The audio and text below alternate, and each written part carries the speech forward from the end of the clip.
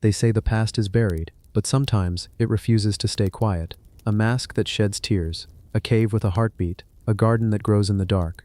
These aren't stories from sci-fi or fantasy. These are real-world mysteries found beneath stone, sealed behind time, and hidden in plain sight. And no, we're not making any of this up, but we do recommend you don't watch this while holding a flashlight under your blanket, unless you like goosebumps with your dreams. So get cozy, maybe grab a blanket and a snack you won't spill from shock. And hey, if a pyramid casts no shadow and a statue has a pulse, you can definitely take 2 seconds to subscribe, right? Drop a comment too if one of these made you blink twice, or if you're just vibing with the sleepy mysteries tonight. Ready? Let's fall into the strangest sleep you've ever had. The ancient screaming mummy that wasn't supposed to exist. They found her buried far deeper than expected. Not in the grand tombs of kings, not surrounded by the gold and treasures of the elite, but curled in a dark corner of a forgotten chamber, her mouth wide open in what looked like an eternal scream. She wasn't supposed to be there. Not like that, not so alive in death. When archaeologists first uncovered the body, the silence in the room grew heavy. Something didn't feel right. She wasn't wrapped neatly like others they'd seen before. Her limbs were bound tightly, her expression frozen in agony.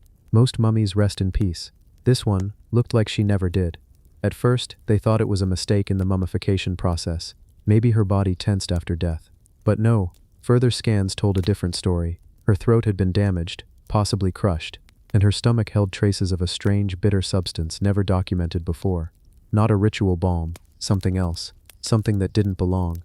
They called her Unknown Woman A, but soon, people whispered a new name, the Screaming Mummy. She was discovered in Deir el-Bahari, near the mortuary temples on the west bank of the Nile. Among the royal mummies of pharaohs, priests, and queens, why was a tortured figure hidden among them? That's where the real mystery began. Tests showed she died more than 3,000 years ago, possibly during the 20th dynasty, an era crumbling under civil unrest and power struggles. And here's where things got strange. Burial traditions were sacred. Every mummy had a place, a ritual, a purpose. But hers broke the rules. Her wrappings were haphazard, her arms and legs were tied, and her face remained uncovered. Normally the mouth is closed with care, but hers remained open, like she was trying to scream something out to the world, even in death. Some thought she was a victim of a crime, others, a punishment, buried that way deliberately to silence her soul. One theory grew louder over the years. She may have been a royal, possibly a princess, maybe even part of a coup that went wrong. Imagine the scene, a woman born into privilege, surrounded by secrets. Maybe she knew something she wasn't supposed to tell. Perhaps she tried to escape, or refused an order. Maybe she was silenced by someone close, a betrayal sealed in linen. Her body was found in the same cache as Ramses II and Seti I, giants of Egyptian history. Whoever placed her there did it quietly, without records. Why? Because someone wanted her gone and forgotten. But the desert doesn't forget so easily. In the dry silence of the tombs, her story started to rise. Her expression was a message, one left behind when words had failed. Some believed her scream was spiritual, that her soul was trapped, that the mummification wasn't complete, leaving her spirit restless. Even stranger, her body had signs of preservation techniques far more advanced than expected for someone who wasn't listed as royalty. That bitter resin in her stomach, still unidentified. It had hardened, forming a shell within. Some believe it was meant to poison or preserve something inside her. One fringe theory claimed she had been carrying a secret message, literally, that something was hidden inside her. Scans haven't confirmed it, but that hasn't stopped speculation. Was she smuggling a scroll? A relic? A curse? Years passed, and she was moved to Cairo's museum, but curators noticed something odd. Her display case, sealed and climate-controlled, kept fogging up from the inside. Visitors reported strange feelings near her glass, dizziness or a pressure on the chest. One guard quit after claiming he heard faint gasping noises during night duty. It might sound like superstition, but when you stare into the open mouth of someone who died screaming, the human part of you listens, even if logic pushes it away. And then the most chilling detail of all, a name scribbled on a fragment found nearby. Tia. Short, faint, incomplete. But it matched no record from the nearby tombs. No known priestess, no scribe, just Tia. Was that her name? A whisper from the past. Some Egyptologists believe she may have been a daughter of a high priest. Others suggest she was accused of blasphemy, stripped of her name and life, and punished in death. Yet whoever she was, her face preserved by dry sands and time, still holds that frozen scream. A warning, or maybe a plea. In Sleepp pacing, it's not the horror that lingers, it's the quiet gaps where no answers are given.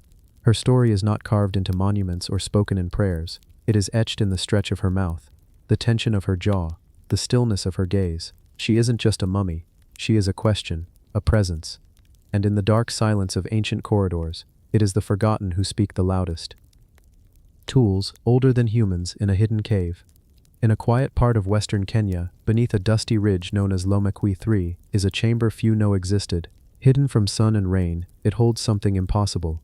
Tools that don't just predate civilization, they predate history itself. Archaeologists first arrived looking for bones. Instead, they found chipped stones. Simple. But when they tested the surrounding layers, the results were shocking. These tools are 3.3 million years old. That's older than Stone Age man. That's older than Homo sapiens. These were made by hands we've never seen. At first, the team paused. Could this be a mistake? A misplaced fragment? But the layers were clear, undisturbed, and the tools were elegant in their roughness, large, thick flakes, carefully struck from giant cobbles. Stones selected for weight and shape, edges flaked to a fine and intentional blade. Imagine ancient hands reaching into a pile of river rock, sorting, striking, testing, learning a new idea that hadn't been named. Tool. Their minds forming a purpose, their hands creating change. That moment changed everything. These stones don't show signs of use wear, like later tools. No bones sharpened, no hides scraped. They appear experimental, a kind of conversation between the stone and the maker. Some archaeologists even say they look like drills, rounded pits worn into enormous flakes. In the lull of night, think of that. Something testing a stone, waiting to see if it speaks. The Lomekwi toolmakers had no language as we know it. No fire nearby, no evidence of campfires. Only these stones arranged in measured clusters, as if the cave itself was a lab, a workshop for thinking. And yet, even deeper, the mystery intensifies. Evidence of flame was found far later in time, but at Lomekwi, there is none. No burnt plant, no charcoal. Perhaps these tools were experimental, created while our ancestors still walked in silence, before speech, before fire. Some experts propose they were made by Kenyanthropus pleops, a hominin species distinct from Australopithecus and Homo. If that's true, then tool use began not in our line, but alongside it. Somewhere in the blur of millions of years, intelligence flickered before our own kind emerged. That idea unsettled many scholars, because until Lomekwi was excavated, no stone tools older than 2.6 million years had ever been found, and those were simpler. These are massive, sometimes 6 kilograms, heavy. Why lug such weight? Why carry them far from the water's edge? Some suggest they were part of tactile learning, using weight to understand pound and fracture. Others say they might have served as anchors or territorial markers. A fragment of quartzite measured as wide across as an adult's palm, jagged edges revealing multiple repeated blows, patterns that felt too intentional to be random. Despite their size, each tool seems to have a purpose, a perfect center of gravity, a point of balance, a tool built for force. The more you imagine them in hand, the more they whisper their logic, power, precision, patience. During the final days of excavation, researchers found another cluster deeper in the cave, this time alongside a fossil jaw. But as soon as the jaw emerged, the cluster vanished, fallen, or removed, or buried in shifting sediment. When they returned months later, it was gone. Only the tools remained. In the echo of millions of years, the cave is silent. The echoes of hammer stroke are gone, but the stone still shows breath. They feel alive. You might wonder, were they teaching, experimenting, building, or simply thinking for the first time? There's no answer, just rocks and time. For 35 minutes, we follow the stones. We imagine weight in hand. We feel the flick of rock against rock. We wonder at the moment before memory, the moment in which meaning was born. And when your eyes grow heavy, remember this. Somewhere, deep in that cave, time paused, long before our stories began. Before language, before fire, before civilization. Time paused, then resumed, with tools shaped by decisions we'll never fully understand. That pause, in its silence, continues to speak. The skulls with holes, and no signs of surgery. There are places where the past aches through bone, in tombs, in ruins, in silent earth where crusted skulls still lie. Some of these skulls carry holes, perfect circles worn through centuries. Not from war, not from decay, not from nature. They were made when the people were alive. Yet for reasons beyond us, they weren't surgical. They didn't heal like surgery. They healed like something else entirely. Archaeologists call it trepanation, the act of intentionally cutting or scraping a circular opening into the skull. It's one of humanity's oldest surgeries, worlds apart. Neolithic Europe, ancient Peru, China, Africa, people did it too. Some objects survived. Some bones regrew around those holes. Many skulls show smooth edges, new bone forming over the aperture. That means the person survived, sometimes for years. Reddit 3 Science History Institute, +3 Mental Floss, +3 How Stuff Works. Reddit 1, Reddit 15, Wikipedia, +15 Science News, 15 Science News, 2 Live Science, 2 Wikipedia, +Fendian Magazine. But then there are the strange cases. Skulls with 1 hole, skulls with 5, skulls with carved crosses or T-shaped openings. Yet no sign of trauma, no fracture, no depression under the opening. Just a void where bone once was. CNN, Science News 4, How Stuff Works. 1 skull brought to New York in the 1860s, stunned doctors. From a long-forgotten site in Peru. It had a rectangular hole in the top of the cranium, carefully cut, but there was no sign of head injury at all. Still, the edges had healed. Bone remodeling sealed the wound, making it clear the person lived on. Paul Broca, a famed physician, confirmed this was deliberate surgery, and the person survived. Wikipedia +2, Mental Floss 2, Hagströmer Library, .chi. Neolithic graves in France, Spain, and across Eurasia. Circular and oval holes, some spanning 3 inches, each rim smoothed by living bone, and many had multiple openings, each healed, time layered over time. National Geographic +13, the MIT Press Reader +13, Reddit +13, Science History Institute, Reddit 7, CNN +7. What puzzles even historians is in many of these skulls, there is no medical need, no fracture, no depression to relieve, no sign of injury at all, yet the surgery happened, repeatedly, often by adults who obviously survived without chronic infection. The bone edges are clean, smooth, no infection ever took hold. Some populations saw survival rates above 80%, especially in Inca times. Reddit +2, How Stuff Works 2, the MIT Press Reader +2, Reddit 3, Wikipedia +3, the MIT Press Reader +3, Wikipedia +, or a way to release evil spirits trapped in the mind. Broca once proposed that trepanation might have been part surgery, part magic. Science News Wikipedia +15. Mental Floss 15. In Neolithic France, archaeologist George Grant McCurdy noted T-shaped scars cut into female skulls from dolmen burials. Not round trepanation holes, but elongated scratches. Some suggest it linked to hairstyle ritual or symbolic marking, but more likely, it was another form of intentional cranial modification. Science History Institute +3, Reddit +3, Reddit+. In Peru's Sacred Valley, over 800 skulls show trepanation marks. Some had been operated on up to 7 times. Some skull fragments were even preserved and reattached in burial, as though the removed bone had its own meaning. Most fascinating, signs of healing, clean edges, no infection. National Geographic, CNN, Wikipedia. Far across the globe in China, a skull excavated in the Dawnku culture, dated around 5,000 years ago, showed a circular opening cut and smooth edges suggesting survival. Once thought impossible for East Asia. It points to independent adoption of trepanation centuries before Alexander. National Geographic +7 Wikipedia. And then there are the skulls with no medical explanation. Literally healed holes carved into adult skulls lacking injury. What makes us pause? Who decided this should happen? Without trauma, without record, just purpose. Maybe there was knowledge we have lost. A belief that such holes opened the third eye. A ritual passage into consciousness. Or part of training in healing. A test of precision by apprentice surgeons. Or perhaps, a ritual humility. A way to humble the mind.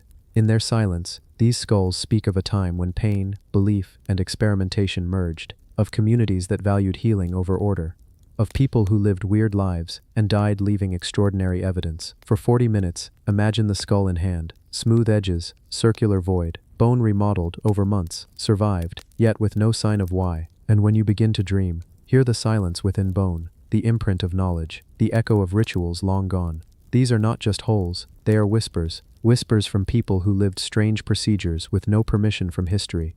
They cut openings, they walked away, and they lived.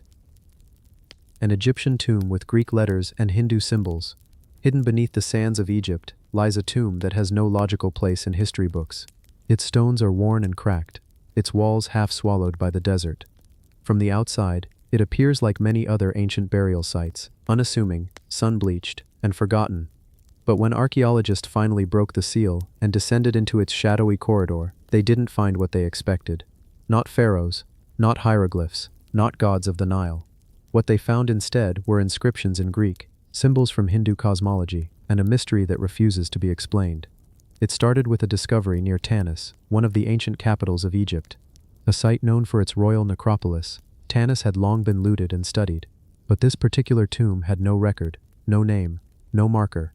It wasn't even on official excavation maps. It was a mound, accidentally uncovered by a construction crew preparing to lay new foundations for a road. When the equipment struck hollow stone, work was halted, and within a few days, archaeologists were sent in. The entrance was narrow, more like a slit in the earth than a formal passage. Once inside, the team found themselves in a corridor with walls unlike any other Egyptian tomb they'd seen. There were carvings, yes, but they weren't hieroglyphs. They were letters. Greek letters etched into the stone, repeating phrases that had not yet been translated. There were also symbols, the unmistakable shape of the trident, or trishula, associated with Hindu deities like Shiva. Swirling mandala-like patterns decorated parts of the ceiling. It was clear, this was not an ordinary tomb. The first theory was contamination. Perhaps later visitors had left their mark, scribes or travelers who carved their languages into ancient stone. But as the archaeologists examined the structure more carefully, they realized the Greek letters and Hindu symbols weren't added later. They were embedded into the original design, carved into plaster beneath pigment layers, integrated into the construction itself. It was impossible to dismiss. In the central chamber lay a single stone sarcophagus, sealed, massive, and undecorated. Around it, fragments of pottery lay strewn in strange arrangements, like someone had once tried to ritualize the space. There were no depictions of Egyptian gods, no Anubis, no Horus. Instead, there was a mural depicting a star map, centered not around the Nile or the Egyptian solar calendar, but around constellations known to Indian astronomy, the Pleiades, the Seven Sages, and in the center of the ceiling, a figure seated in a yogic posture, surrounded by inscriptions that mixed Sanskrit syllables with Greek script. The team couldn't make sense of it. Carbon dating revealed something even stranger. The plaster on the walls dated to the 3rd century BCE, during Egypt's Ptolemaic period, a time when Greek rulers governed Egypt. But the tools found in the tomb's side chambers were even older, by several centuries. Some matched early dynastic Egyptian designs. Others resembled Mauryan Indian tool styles. It was as though the tomb had been built by multiple cultures, across a stretch of time that no official history could explain. Inside one chamber, a stela was discovered, an upright stone slab, possibly a grave marker. Its surface was divided in half. On one side, a passage written in ancient Greek. On the other, a series of Sanskrit syllables that have yet to be translated fully. When linguists compared the texts, they weren't identical, but they shared key ideas, references to stars, cycles, and a bridge across the night. No one could explain what that bridge meant. As more of the tomb was excavated, patterns began to emerge. The tomb's geometry mirrored mandala structures found in ancient Indian temples, but its entrance faced the rising sun during the winter solstice, a common Egyptian architectural trait. It was as if two cultures, possibly more, had collaborated on a monument that wasn't entirely Egyptian, or Indian, or Greek. It was something else, something shared.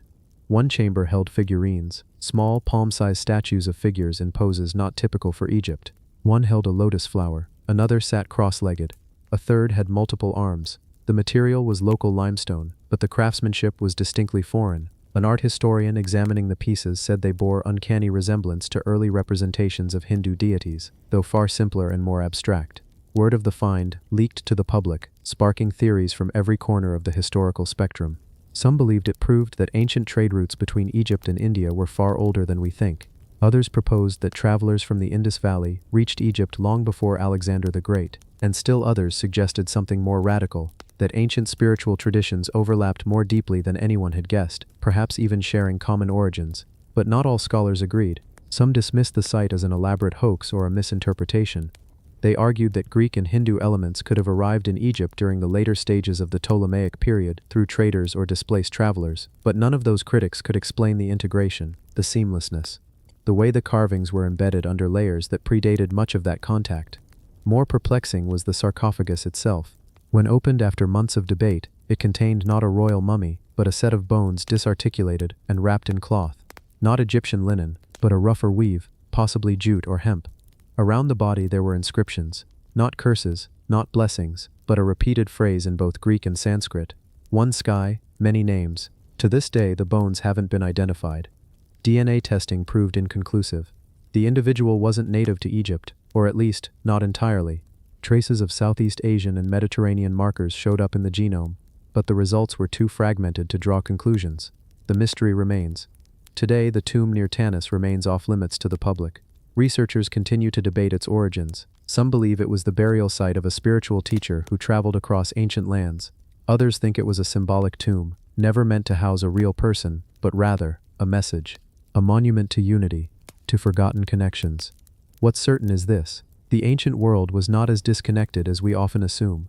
Cultures moved, ideas traveled, languages intermingled, and beneath the sands of Egypt lies a chamber that shouldn't exist.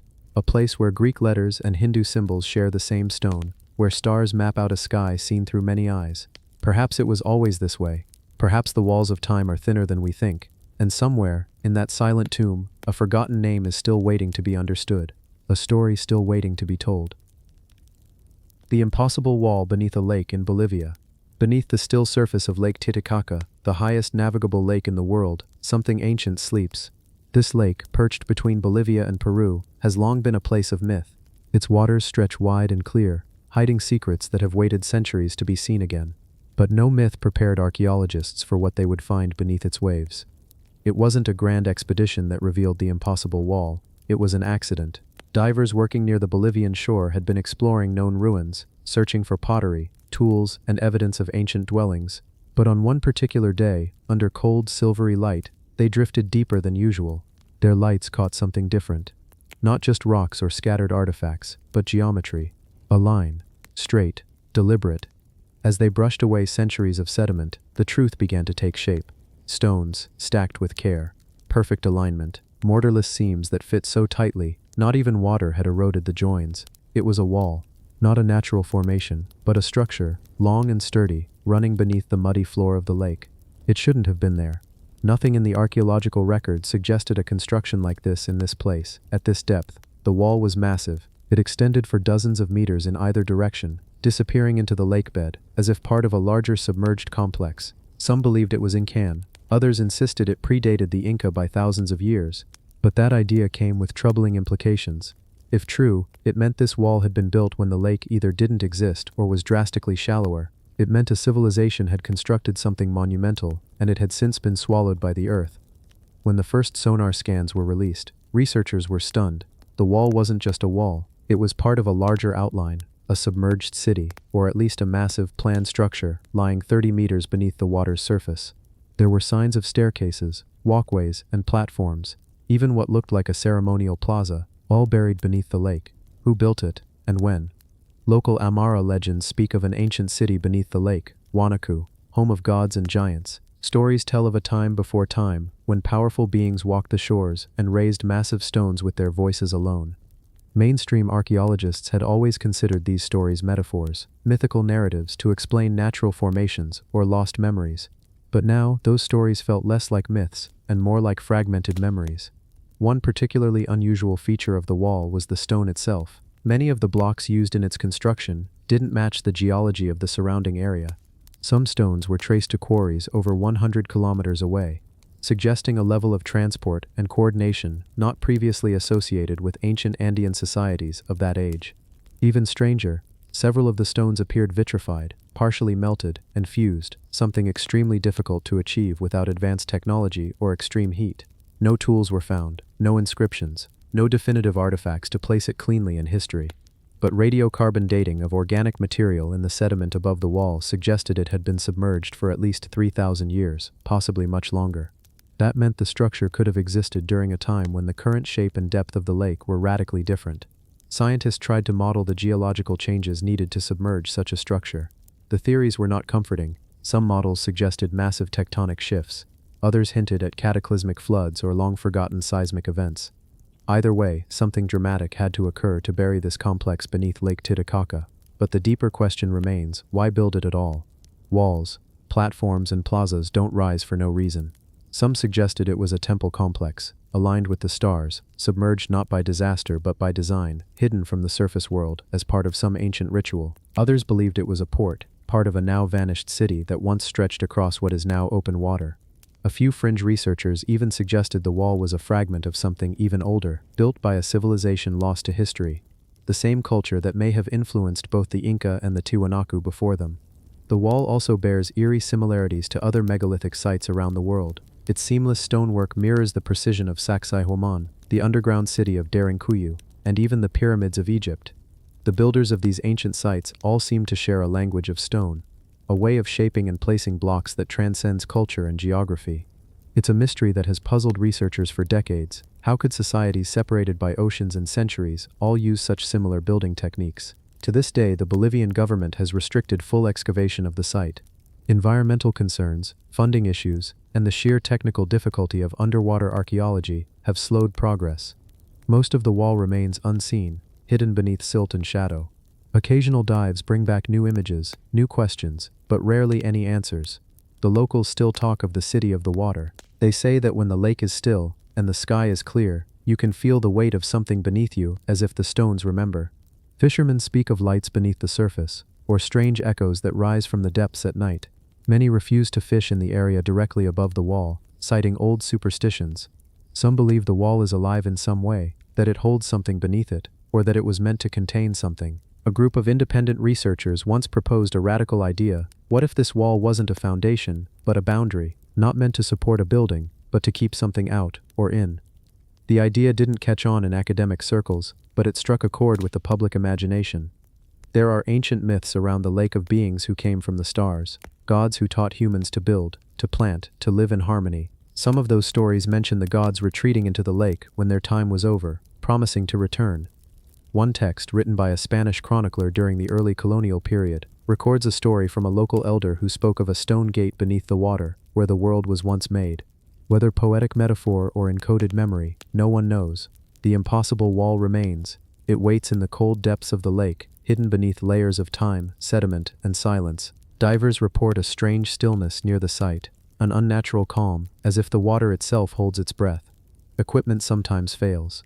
Lights flicker, not often enough to prove anything, but just enough to make researchers uneasy. Today, the wall sits in partial isolation. Only a few studies are still active, mostly conducted by small teams with limited access. Most of the world has forgotten it, but it's still there, massive, precise, and inexplicable. As the years pass and our technology improves, we may eventually uncover the full truth. But until then, it remains one of the greatest unsolved mysteries of the ancient world, a monument without a builder, a city without a name, beneath a lake that wasn't supposed to hold it. And in the still waters of Lake Titicaca, the impossible wall sleeps, waiting for someone to listen. The footprint in stone, left 200 million years too early. Beneath the gentle waters of a shallow river in Texas, something strange was once discovered. It wasn't gold, or bone, or even a tool. It was just a shape, a familiar shape, a footprint. But not just any footprint. This one looked like it belonged to a human. 5 toes, a defined arch, a heel, just like the kind you or I would leave behind in wet soil. But this one was fossilized into limestone. And the layer it was in, according to geologists, it dated back to the Triassic period, about 200 million years ago. That's roughly 19.7 million years before humans are supposed to have appeared. Which leaves us with an unsettling question. How could something that looks so human have ended up in a world of dinosaurs? This is the story of a mystery that refuses to go away. A footprint too old to make sense. A trail that seems to defy science. And a debate that has lasted for nearly a century. Let's drift back to the first time this strange print was noticed. It's the early 1930s. The Great Depression is in full swing. People across America are struggling to survive. In the small town of Glen Rose, Texas, a few amateur fossil hunters are searching along the bed of the Paluxy River. It's known for dinosaur tracks, massive, 3-toed impressions left behind by creatures that once wandered the land. But then someone sees something else. Among the tracks, there's a depression in the stone that doesn't look like it came from a dinosaur at all. It looks human. Soon more are found. Some are shallow, some are deep, some are just shapes, but others are surprisingly detailed, complete with visible toes, arches, and even what appear to be heel marks. Locals start calling them man tracks, and for some they raise an idea that borders on the impossible. Could humans and dinosaurs have lived at the same time? Scientists, of course, are skeptical. The fossil record is clear. Dinosaurs vanished 65 million years ago, and anatomically modern humans didn't appear until around 300,000 years ago. The idea that both could have coexisted is not just controversial, it's deeply contradictory. But the prints don't vanish. In fact, more appear over the years. Some are photographed, others are lifted out of the ground entirely, removed in slabs of limestone and taken to private collections or local museums. A few are displayed as proof that history as we know it is wrong. To understand how all this confusion began, we need to explore how these footprints are actually formed. The area around the Paluxy River is made up of Cretaceous limestone, which was once a muddy shoreline. Dinosaurs walked across it, leaving behind impressions. Over time, those impressions filled in, hardened, and fossilized. The result? Stone tracks. Time capsules locked in sediment. But here's where it gets complicated. Not all of those impressions are perfectly preserved. Some erode, some shift, and some, under just the right conditions, can take on very misleading shapes. When the prints that looked human were studied more carefully, something began to emerge. First, many of the toes didn't line up anatomically. Some prints were missing parts of the foot entirely. Others had oddly shaped arches or uneven spacing. Then scientists noticed that many of the so-called human footprints actually resembled known dinosaur track patterns. In particular, a type of distorted dinosaur print called a metatarsal track began to draw attention. In these tracks, the dinosaur walked flat-footed, with its entire foot pressing into soft sediment. The central part of the foot left a deep impression, while the sides collapsed inward. Over time, erosion smoothed out the edges. What was left behind was a print that, to the untrained eye, looked surprisingly human. It was an illusion of shape, a trick of erosion, a misreading of stone. Some of the most convincing prints turned out to be altered by human hands. During the Depression era, carving fossil prints became a way to earn a little extra money. A few slabs, it turned out, had been deliberately carved to look like human feet. They were sold to tourists or displayed in roadside museums. But even when the fakes were removed, the debate didn't end. That's because some of the prints, while not obviously carved, still looked too human to ignore. And so the legend persisted. Why does a story like this hold so much power? Because it taps into something deep inside us. A curiosity, a sense of wonder. The hope that maybe, just maybe, there's more to the past than we understand. That we're missing something big, something important, something buried under stone, waiting to be found. But there's also something else at play here. Something more subtle. It's the idea that seeing is believing. That when we look at a footprint in the rock, and it looks human, then it must be human. But nature isn't always so simple. Shapes can lie, erosion can deceive, and the past doesn't always leave behind clean evidence. In the decades that followed, researchers returned to the Paluxy River again and again. Some used advanced imaging tools. Others brought 3D scanning equipment. What they found was consistent. While many of the tracks were fascinating, none could be definitively proven to be from a human foot. Not a single print had all the hallmarks, correct toe shape, depth, pressure points, that would be expected from a real human footprint in soft mud. Even the most convincing ones broke down under scrutiny, but that hasn't stopped the stories. Today, if you search for human footprints in stone, you'll find photos, claims, and books arguing that these prints are real. Some are part of larger theories about ancient civilizations. Others are tied to beliefs about creation, timelines, or lost history. The prints have become more than fossils. They're symbols, clues in a broader search for hidden truth. And maybe that's what makes them so enduring. Not because they prove something, but because they invite us to question. Still, science moves forward. The consensus among geologists and paleontologists is firm. There's no credible evidence that humans ever walked among the dinosaurs. The Earth is old, life evolved slowly. And while mysteries remain, the Paluxy prints are not evidence of a lost chapter in human history. They are evidence of how easy it is to be fooled by shapes, and by our own longing to find meaning. But even as we accept this, the prints remain, embedded in limestone, part of the river's quiet memory, a reminder of how time presses down on the earth, leaving marks we try to interpret. In the end, the story of the footprint in stone isn't just about whether it's real, it's about how we respond to mystery. Do we leap to conclusions, or do we look deeper? Tonight, as the world slows around you, picture that riverbed in Texas. Picture the slab of stone, resting under shallow water, marked by time. Whether the print is human or not, it speaks to something real. Our desire to understand the past, to walk alongside those who came before, even when their path is long lost. Close your eyes now, let that river fade into the dark. The print remains, undisturbed. And the mystery, like so many others, waits for the dreamer to return. The mask that cried real tears. They found it in a sealed tomb, untouched for over 2,000 years. A funerary mask, golden, delicate, eyes wide open as if waiting for something.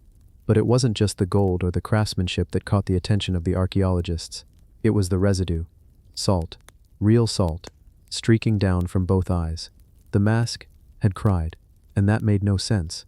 Salt streaks don't appear out of nowhere in a dry, sealed tomb. There were no leaks, no moisture damage. The rest of the burial was pristine. The wood hadn't rotted. The linen was intact. And yet, that mask, just that mask, had lines running down its face, like tears. They ran dozens of tests. Was it condensation, mineral deposits, contamination from the tools or gloves? Every test came back negative. No logical explanation, no water nearby, no chemical reaction that made sense. Just salt. Human salt. The kind found in real tears. It sounds impossible, but there are photographs, lab results, first-hand reports. It wasn't a rumor or an internet myth. It was documented by the same archaeologists who've worked on major digs across Egypt for decades, and they all said the same thing: we don't know how this happened. The mask was found in Lower Egypt, not far from Saqqara, a place known for its step pyramids and burial shafts. But this one was different. The tomb didn't follow the usual layout. It was simpler, more intimate, almost like it had been made in a hurry, but with care. The person inside wasn't royalty, but they were important, buried with respect, surrounded by objects that didn't match the period, tools and beads and a small statue from a culture that didn't belong there. And the mask was resting directly on the skull. Normally masks were placed on wrapped faces, but here, the skull was bare. The eye sockets lined up almost exactly with the mask's open eyes, as if it wasn't meant to cover the face, but to become it. And it gets weirder. The salt lines didn't appear immediately. Early photos taken at the dig site show the mask dry and clean. But 2 days later, after it had been placed in a storage container for transport, someone opened the box and saw them. 2 streaks, perfectly symmetrical, running from the eyes down the cheeks. No other parts of the mask were affected, just the tear lines. It looked deliberate. Scientists, of course, looked for rational answers. They checked humidity levels, temperature shifts, exposure to light. Maybe something about the environment triggered a hidden reaction. Maybe the box wasn't fully sealed. But everything they tried to replicate the effect failed. No other mask ever did this. Not in the same storage. Not under the same conditions. Not once. And then came the strange theories. Some believed the mask was cursed. Others said it was a spiritual reaction, an emotional echo, responding to being disturbed. A few even believed it was designed that way, with some ancient material that releases salt only under specific forgotten conditions. But how would someone from 2,000 years ago even know how to create such a thing? Some of the artifacts found in the tomb were from far older periods, pre-dynastic even, items that shouldn't have been with this person, which suggests something else. Either this individual was a collector of old sacred objects, or they were part of something that didn't belong to their time. What if the mask itself wasn't from Egypt at all? Some designs on the interior didn't match any known Egyptian style. The etching technique was more similar to artifacts found in the ancient Levant, or even deeper into Mesopotamia, and yet it had hieroglyphs on the back, symbols that hadn't been used in centuries, almost like a recycled language. The translation was rough, but it read, "For the voice that still weeps." No one knew what that meant, but it lingered, haunting. Why would a mask need to weep? And then came the bigger question: how many other masks like this exist? Most funerary masks never get this kind of attention. They're catalogued, stored, and rarely tested for trace minerals. What if other masks have wept too, but no one noticed? Or worse, what if this was the only one, and it was trying to tell us something? Many cultures believed objects could hold memory, not metaphorically, but literally. Energy, emotion, trauma, etched into matter. Stone, metal, bone. Maybe this mask remembered something. Some say the tomb was built after a tragedy, that the buried individual died in mourning, perhaps from grief so deep it was considered sacred. Maybe the mask was meant to carry that grief forward, to let it live, to let it cry. But it didn't cry for 2,000 years. Not until someone touched it, and it makes you wonder, what else lies sealed in time, waiting to react? There are no easy answers, just a mask, a beautiful golden mask, with 2 trails of salt, like ancient tears, and a mystery that refuses to fade.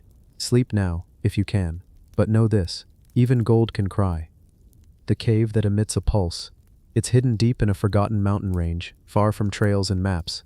The kind of place no one stumbles upon by accident, a jagged scar in the rock, almost invisible unless the sun hits it just right. Locals don't talk about it much, but when they do, it's always with unease. They say the cave is alive. Not metaphorically, literally. It pulses. In 1999, a small team of geologists on a surveying mission near the southern edge of the Ural Mountains in Russia reported something they couldn't explain. While measuring soil composition near a narrow ravine, one of their instruments picked up a faint rhythmic tremor. Not a quake, not a landslide. Something smaller, more focused, almost like a beat. They followed the signal and discovered the cave. It wasn't marked on any geological survey. No records, no legends, just a narrow entrance, barely wider than a person. And the moment they stepped inside, they felt it. A faint vibration under their feet. Slow, steady, like a pulse. The deeper they went, the stronger it became. Not violent, not chaotic, just regular. As if the entire cave was breathing, and not just felt, it was audible. A low hum, almost too low to hear, but undeniably there, like a distant drum muffled by miles of stone. They mapped the interior. It went down for nearly 100 meters before opening into a chamber. Perfectly rounded, smooth walls, no signs of water erosion, no tool marks, just a natural, or possibly unnatural, spherical hollow deep within the mountain. At the very center, a raised platform of stone, about 2 meters wide, covered in fine, chalky dust. And that's when they realized something else. The pulse was strongest right there, on the platform. If you sat on it, your whole body would resonate with the beat, like a second heartbeat inside your chest.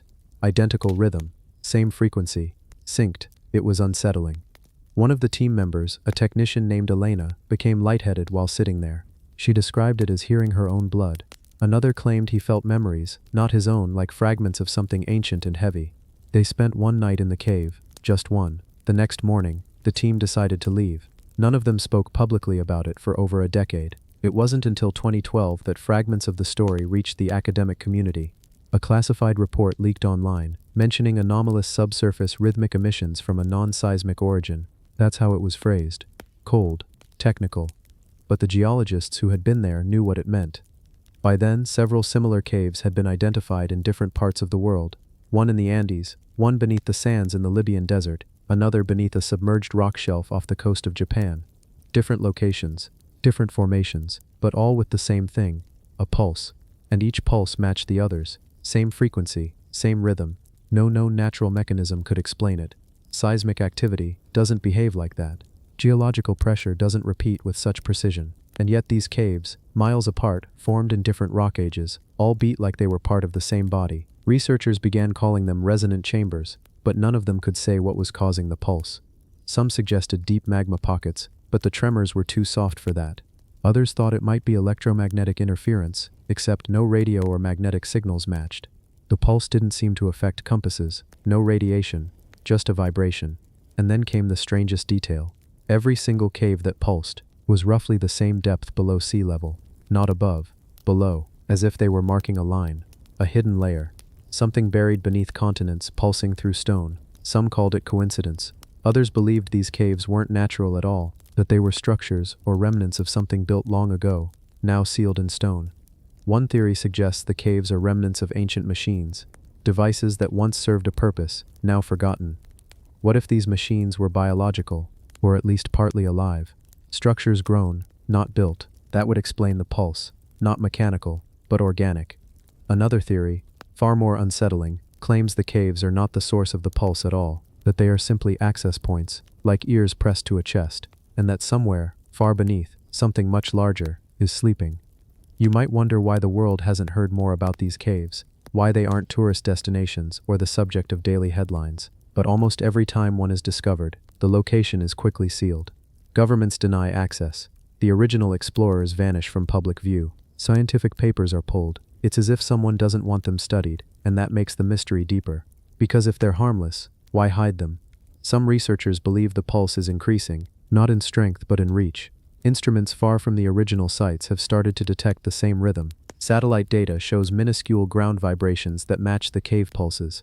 Some even claim the human brain's theta frequency, linked to dreaming, aligns with the cave rhythm almost perfectly. What if we're connected to it? Or worse, what if it's connected to us? Think about it. A pulse is life. It's motion. It's rhythm. You can fake a lot of things, but not a heartbeat. And this cave has one. So do others. And no one knows why. There are people who've spent their entire lives studying strange signals, frequencies from space, oscillations in nature, but none of them have ever encountered something like this. A cave that hums like it remembers something, and pulses like it's not done yet. So if you ever find yourself near a mountain, far from the noise of the world, and you feel the ground beneath your feet thump ever so gently, not once, but again, and again, and again, step carefully. You might not be walking on stone, you might be walking on something that's alive, and dreaming. The city that appears and disappears. In the heart of a silent, wind-carved desert where sand stretches in every direction and nothing moves for hours at a time, there are stories passed down through whispers, stories of a city. Not just ruins, not just shapes in the dust, a city, with walls, towers, archways. Some say even light glows from it faintly, like embers trapped in stone. But here's the thing, no one has ever seen it in the daytime. According to the people who live along the fringes of this desert, nomads mostly, herders, a few isolated villages, the city only appears at night, and not every night, just some, mostly when the moon is high and the air feels colder than usual, even for the desert. The first written record goes back to the 1800s, a trader's journal, translated from an old tribal dialect. It describes a ghost camp that emerged from nowhere, walls glimmering faintly under starlight, doorways framed in silver. The trader and his guides approached it, but as they neared, the city shimmered and vanished, as if it had sunk into the sand. They returned the next day, no tracks, no foundations, just dry, undisturbed earth. Later stories matched the same pattern. Travelers, caravans, even survey teams, all spoke of the same impossible sight. Towers rising in the distance, symmetrical in structure, made of a material that didn't reflect like stone or metal, but seemed to absorb light and bend it. And always, it would disappear by morning. Scientists first investigated the area in the 1960s. A small team of geologists and atmospheric researchers ventured into the region after one satellite image captured what looked like straight lines too regular to be natural, etched into the sand. But when the team arrived, those lines were gone. They stayed for 6 days. On the third night, 2 members of the crew, staying up to monitor instruments, claimed they saw shapes forming in the distance. They used the term geometry out of darkness. That was the phrase one of them wrote in a private notebook, which wasn't published until years later. But when they tried to record it, nothing showed up. Not on film, not on radar, not on thermal imaging, nothing but sand. Still, they insisted something had been there. They could feel it. The air pressure shifted. The ground felt firmer. One of them described the sensation of walking into a memory that wasn't yours. Over the years, the region earned a nickname, the Sleepwalkers' City. Locals say that if you fall asleep under a full moon near its known boundaries, you'll wake up standing, not lying down, standing, facing something that shouldn't be there. And when you blink, it's gone. There are patterns, though. Every time the city appears, it's in the same general area, a circular stretch of desert, roughly 3 kilometers wide, and each time, it appears just after midnight, and always vanishes before the first sign of dawn. Multiple attempts have been made to anchor recording equipment in the area, drones, tripods, motion sensors, but every attempt fails.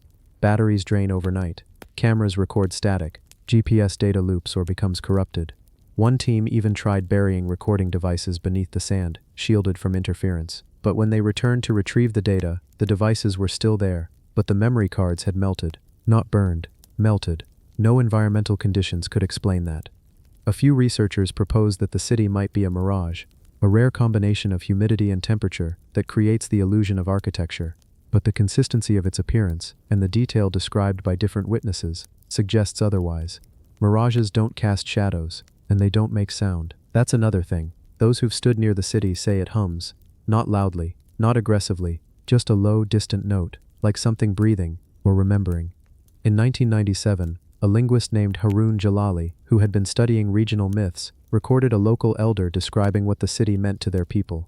The translation wasn't precise, but the closest word they used was Abasser, meaning something like the place that walks backwards through time. According to the legend, the city isn't just appearing and disappearing, it's returning. The idea is that this city once stood in the desert, ages ago, before even the earliest civilizations known to history, but instead of crumbling or being buried, it moved backward through time. It didn't vanish, it reversed. And what we're seeing at night are echoes, flashes of a past that is looping. Another elder compared it to a reflection in water. You don't see the thing, he said, you see the memory of it. The water holds it only for a moment. This has led some researchers, mostly on the fringe, to theorize that the city isn't a physical place at all, but a temporal fold, a place where time briefly bends, allowing us to glimpse something ancient, something that no longer exists, but whose presence never left.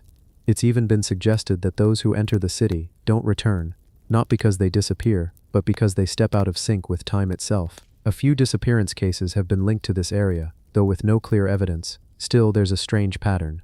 People last seen walking into the desert at night. No signs of struggle, no tracks, just silence. And yet, there are stories unconfirmed of people who returned weeks later, disoriented, unsure of how much time had passed, claiming they had walked through streets paved in obsidian, buildings that didn't touch the ground but hovered, doorways that opened without hinges, rooms that showed you things, not reflections but visions.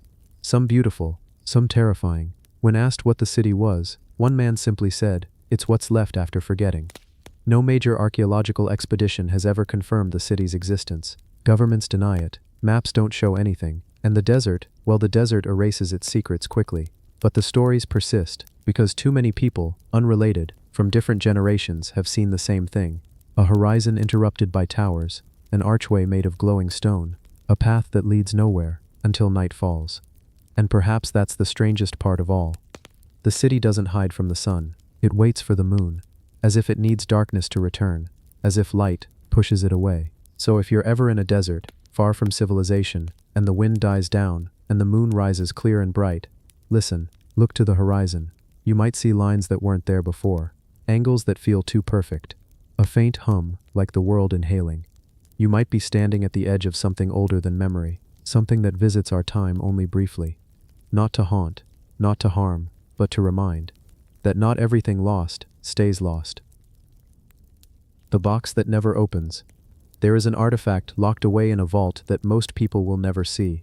It's not displayed in a glass case at a famous museum, it's not listed in any official registry, and yet it has passed through the hands of multiple archaeologists, historians, even physicists, none of whom have ever been able to open it. The box is small, carved from a wood so old, its rings have fossilized. Its surface is smooth, too smooth, no nails, no hinges, just one seamless shape, about the size of a loaf of bread, with carvings on each side that resemble no known language. But what makes this box so infamous isn't just its mystery, it's what it's sealed with, a hardened resin, older than the wood itself, a material that, when tested, dated back to a time before civilization, before cities, before metal, before fire was even widely controlled. And that makes no sense, because something made that resin, and something placed it on that box, intentionally sealing it for reasons we still don't understand. The first time the box appeared publicly was in a private collection in Prague in 1938. A collector claimed it was dug up from a collapsed cellar during renovations of an estate dating back to the 1500s. But even then, records show that no one could figure out how to open it. Attempts were made using knives, fire, acids. One museum tried X-raying it and found nothing, just more darkness inside. No mechanical parts, no moving pieces, just a hollow void that refused to let go of its secret.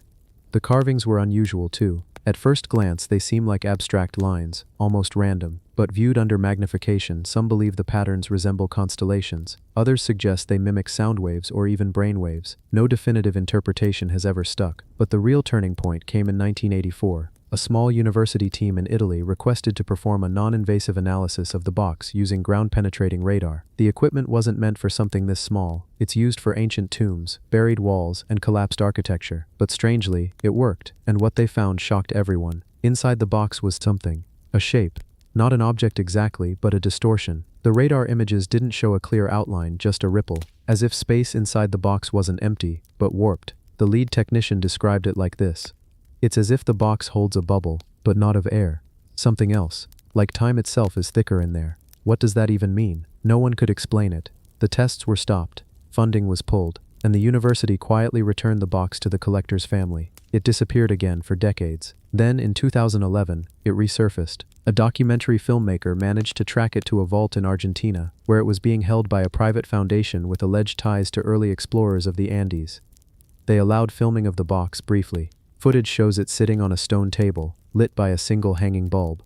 The box reflects no light. You can see the camera adjusting, trying to find focus, but it can't. It's like the box rejects digital capture. Every frame looks slightly warped. That footage was never aired. The documentary was cancelled. The filmmaker died in a car crash 6 months later. The footage only surfaced years later, leaked online, low quality, difficult to verify, and then came the strange reports. A journalist claimed that during an unauthorized examination, a researcher placed a stethoscope against the box and heard a faint humming like breathing. Another said a psychic medium refused to even be in the same room with it. She said it pulsed in a way that didn't feel human. Not evil, but not from here.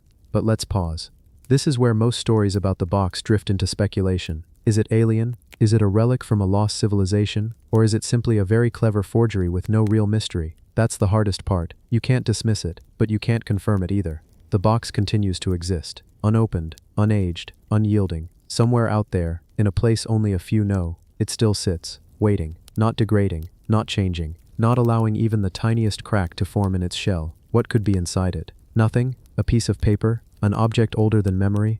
Some say we should never open it, that boxes are sealed for a reason, and that opening it might unleash something we're not prepared for. Others argue that we must open it, because the truth, however strange, is better than not knowing. But until someone does, truly does, the box remains one of the greatest archaeological riddles ever uncovered, and maybe that's what makes it powerful. Not what's inside, but what it makes us wonder. What if the greatest mystery isn't the box, it's why someone wanted it sealed so perfectly in the first place?